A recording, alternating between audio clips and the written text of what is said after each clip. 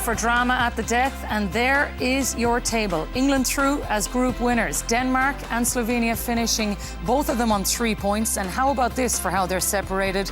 Level on head-to-head, level in their match, which was a 1-1 draw, level on overall goal difference, level on goals scored, level on yellow cards, which was your next criteria, level when they were both on the same qualifying group to get to this stage in the first place. They both won 10 games, or they both won 7 games, drew 1, lost 2, and the only way those teams have been separated now is their European rankings, which will, I suppose, probably tell you the better story than the games that we witnessed there tonight. But this has been absolutely crazy stuff. But maybe, Kevin, there's the scenes that people will remember from today. For Slovenia to be able to get through to the knockout stages, it's not the quality of the football that we've witnessed. It's not the dramatic day that they qualified at scenes like this. No, a country smaller than our own, I think 2 million people or so.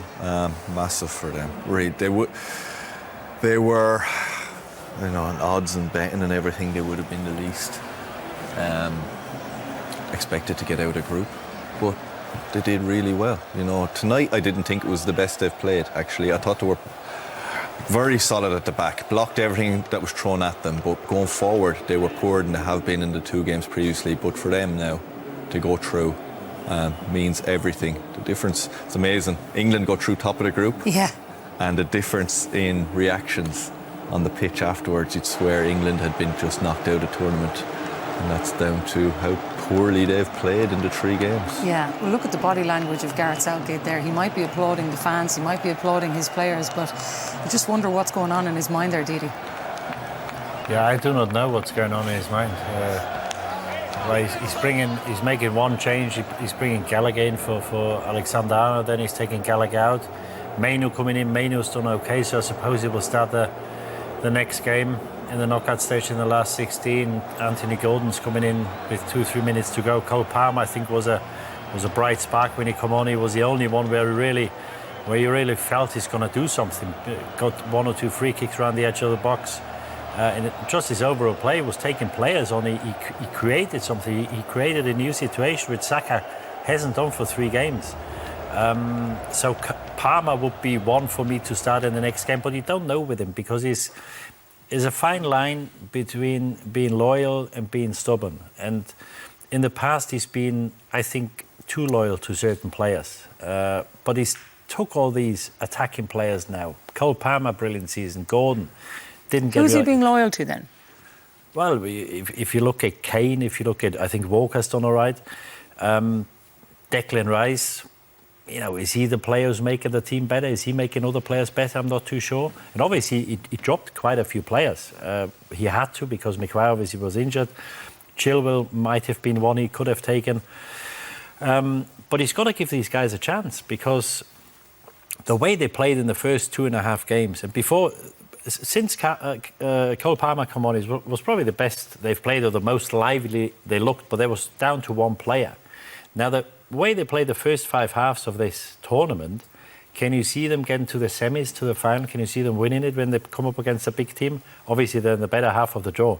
But I think they've got to do a lot better, and Palmer potentially could play a big role, maybe Anthony Gordon, but they've got to get a chance. The argument is, though, that because we see these players week in, week out, and we know they're brilliant players, that he's thinking in his head, I have to pick them. They're the best players.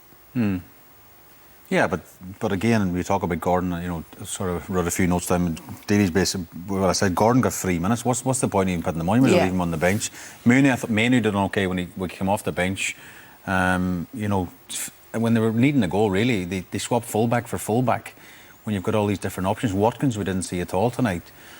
I don't know. It's hard to even, you know, because we're being Irish and trying to be, you think, oh, you're just negative because it's England, like, but.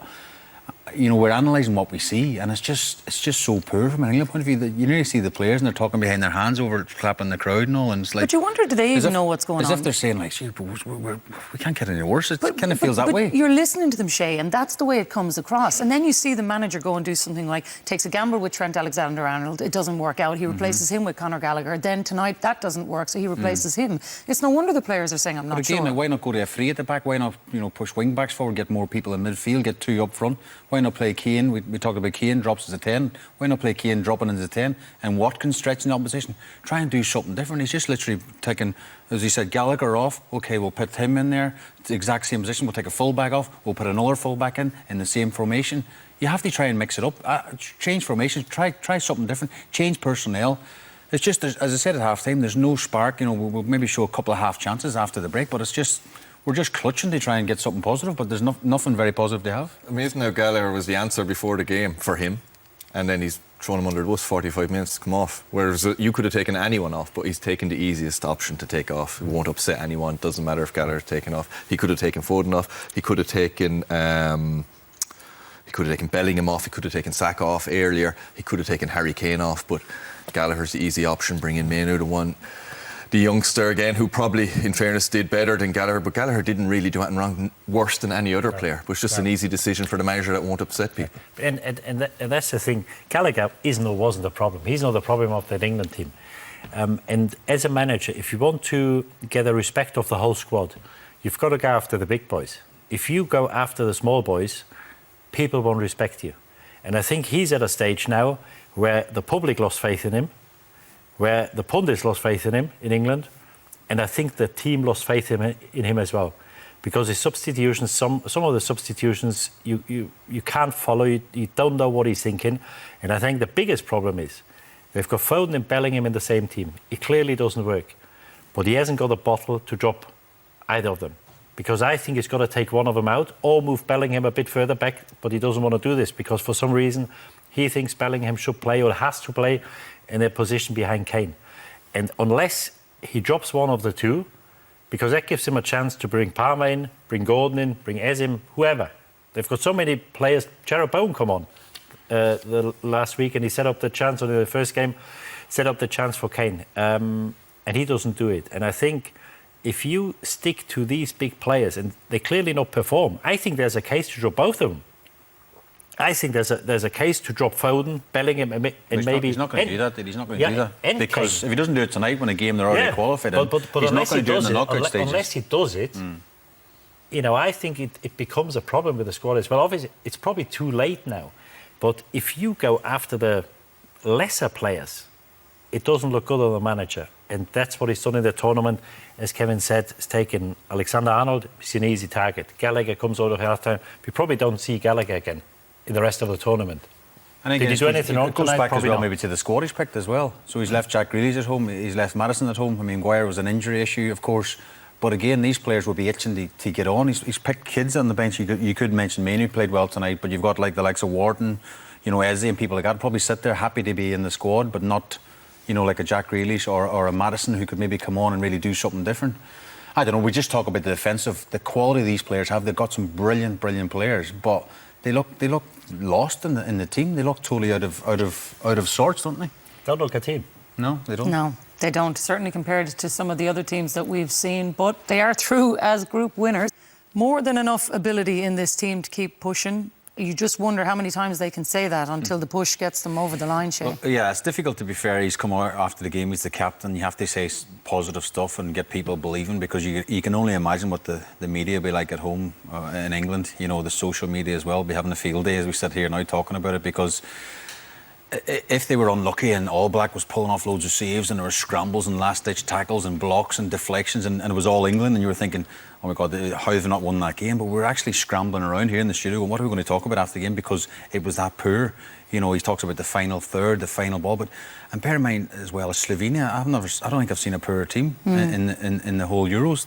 Yes, they're all celebrating at the end, but you know, there's a couple of things we showed at half-time. Had they anything going forward or in the final third, a few passes, they would have caused England some problems as well. So I know Harry's job as the captain after the game is relatively like a spokesman as well, say all the right things, top of the group, that's what we aim was. But if you look at tomorrow in the cold light of day, like they might have to have another meeting, a team meeting away from the manager and the staff, because clearly that's not good enough. Well, the problem is, Didi, he is the captain and he has to speak on behalf of the team. But he's one of the big dogs you're talking about who is under pressure for his own position in this team. Yeah, he took him off last time. I was surprised he didn't take him off today, because there was a case to be made to take him off. He didn't.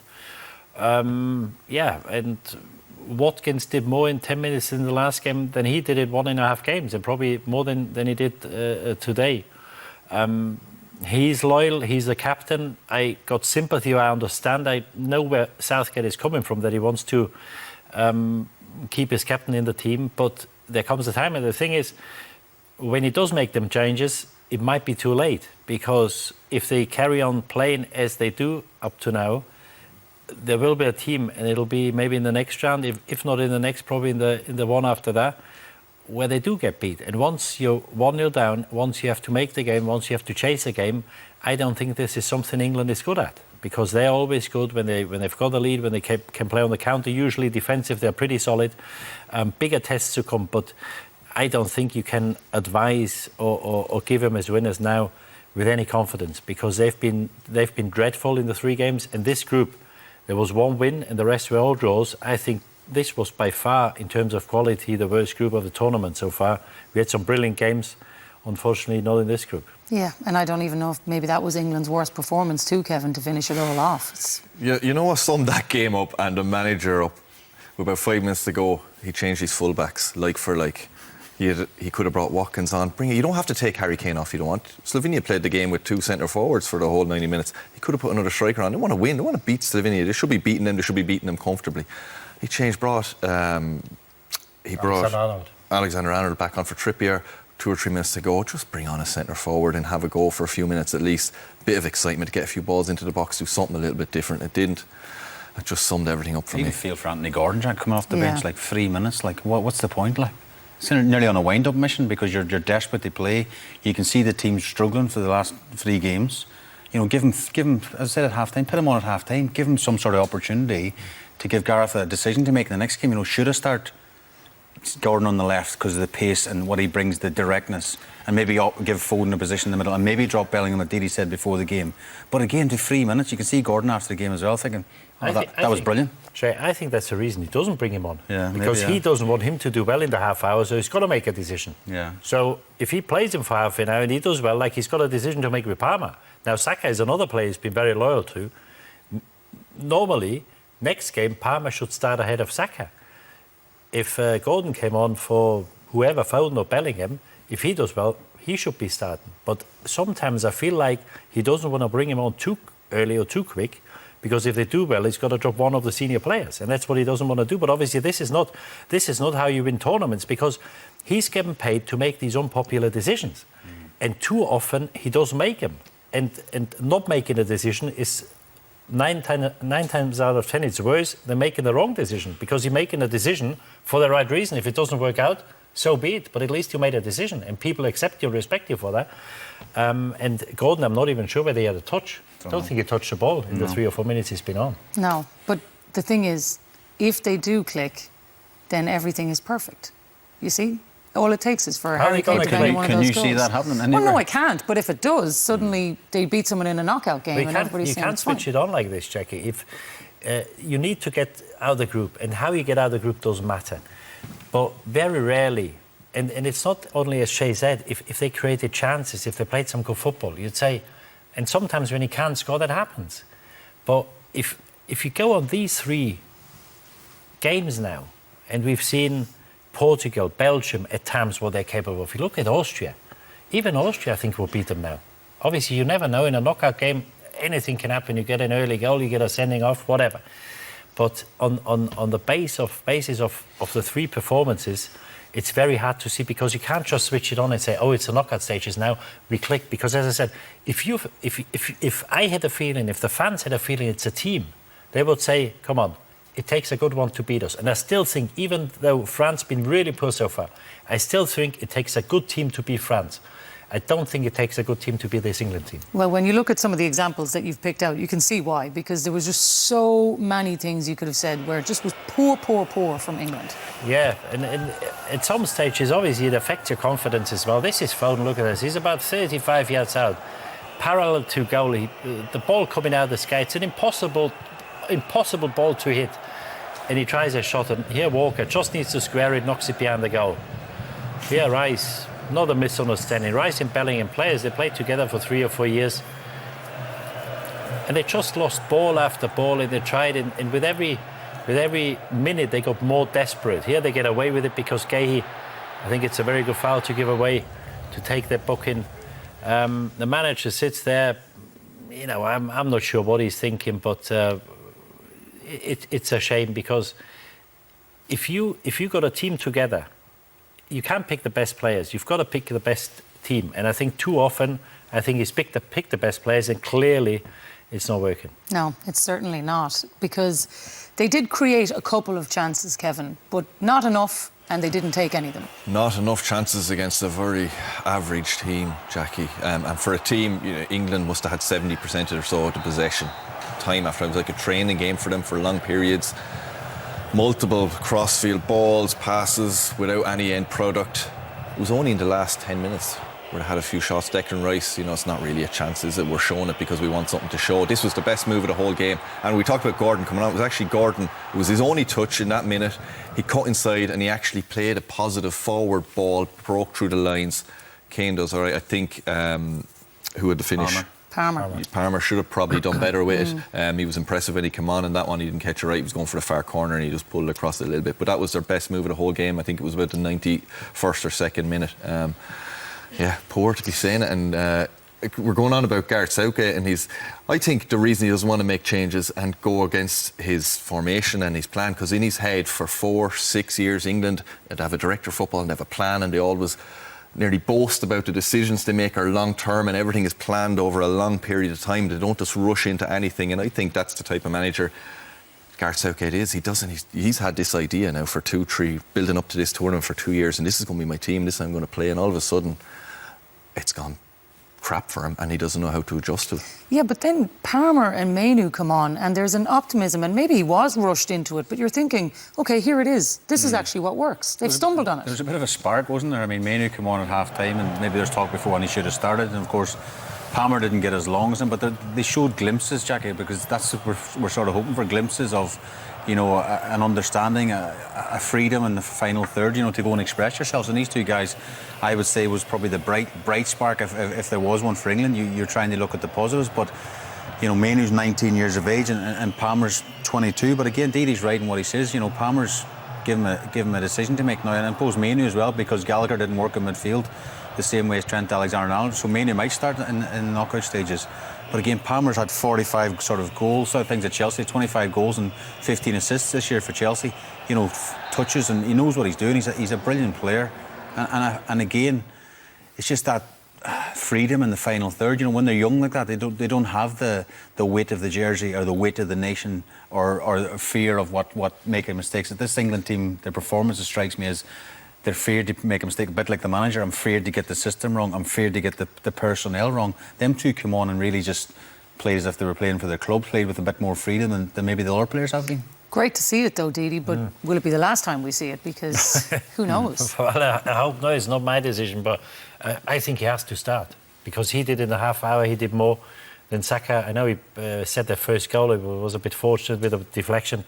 I think he did more than Saka did in the whole tournament so far. I think he has to start. And what Shay says is a valid point, because Saka's been, even though he's still a young kid, he's been around for a while. And you just feel the way he plays. If you're a winger, you're a centre forward, you've got to take chances, you've got to take risks. If you don't take risks, you won't do anything. And with him, I get the feeling that he doesn't want to do any mistakes, because his position is under threat. Because he knows there's guys behind me who probably should play ahead of me. So, but if you lose that freedom, if you lose that not thinking about things, then you lose all your spark. And this is what a forward player shouldn't think too much. Go out, get the ball, take the opposition on. And he doesn't do it, because I feel he doesn't want to do a mistake. And it might be a confidence thing, it might be a mental thing, whatever. And Cole Palmer was just a breath of fresh air. He came on, what he did in the last clip, 50-yard ball, on the volley, dinks it over the defender. I think it's a bit soft, a free kick, but he gets a free kick in a dangerous position, and we know how dangerous they can be from set pieces. That's another thing. I think the set pieces, they didn't use as well as they should have done. So for me, Mainu will play, probably, or has to play, and I will play Cole Palmer as well. Yeah, I think these are the questions that he's going to have, because they're very safe at the back. You know, everything looks fine there. They seem to be quite well set up. It's just all of those attacking questions that hang over it. But the fundamentals are there, Kevin. Yeah, and I don't think he will change it. I think he will start Saka as much as Cole Palmer probably deserves to play, especially after the season he's had in that cameo performance for 15-20 minutes.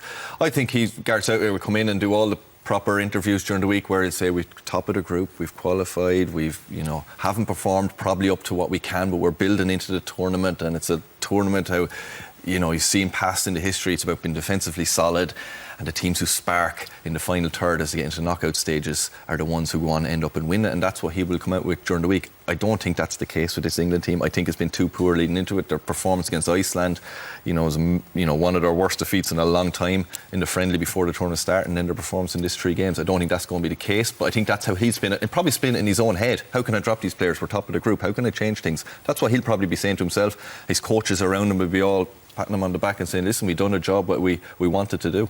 I think the problem they face in the next round, or then in the quarterfinal if they get through, if they played like they played in the first 60 minutes, you don't work the opposition, because they play from side to side, they don't penetrate. There's no threat in behind. Kane comes deep. He wants to receive the ball on the halfway line. Bellingham does, Foden.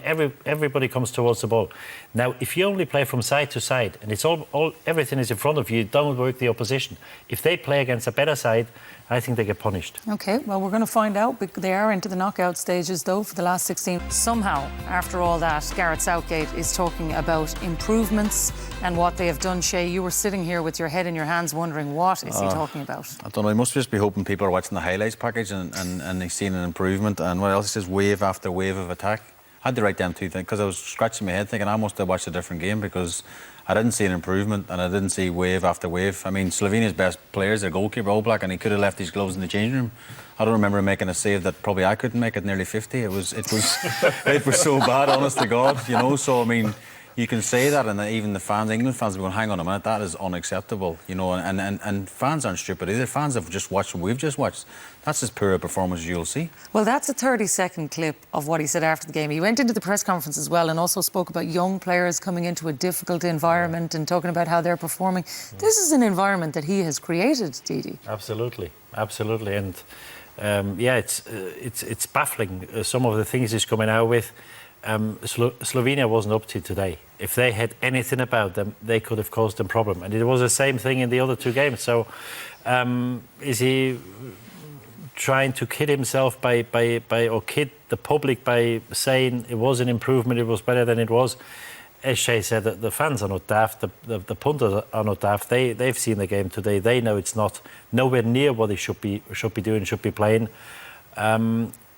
Interesting thing would be what he says to the team, because I think it's about time. Well, it's probably too late now, but they should have been reminded of their responsibilities, that this is not good enough. And whether he says it to them, I'm not too sure. I don't think he does. And talking about the younger players, about the environment, it's an environment, as he rightly said, he's created.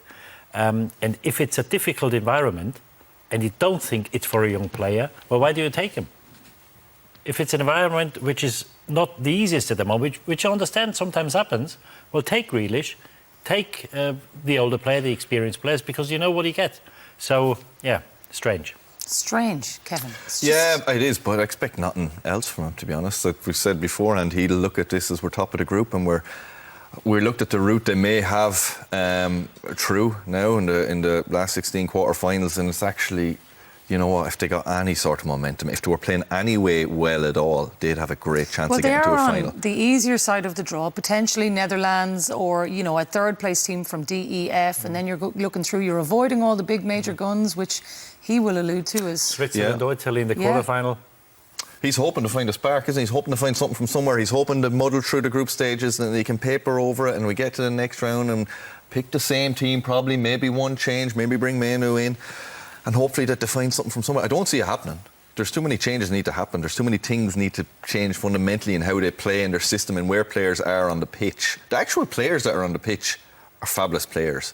It's the way they're playing, it's the positions they're taking up is what's wrong, and whether he doesn't seem to see it, he seems to think it's all fine. To talk about that game and say, yeah, that was fine, we played better. They had loads of possession, but loads of possession isn't playing well. They didn't create any chances, as the lad said. Oblak didn't have a save to make. Well, he said much improved. I think you can see from our panel they disagree.